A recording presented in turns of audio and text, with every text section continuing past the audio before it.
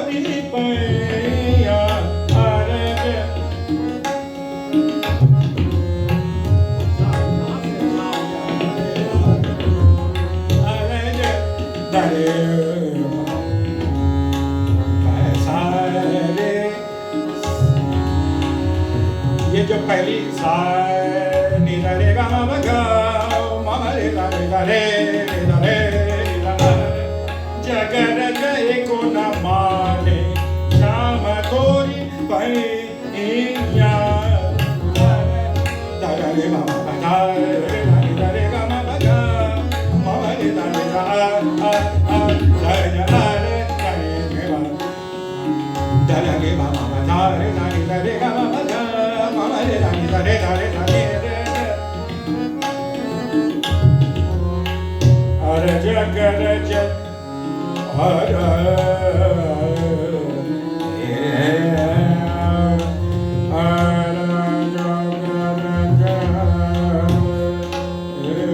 भारत के जाने माने हारमोनियम वादक और मेरा बहुत बड़ा सौभाग्य है और इनके साथ अभी कहीं तबला बजाने का भी मुझे अवसर मिला है। भैया आपको बहुत बहुत प्रणाम। घन घटा घन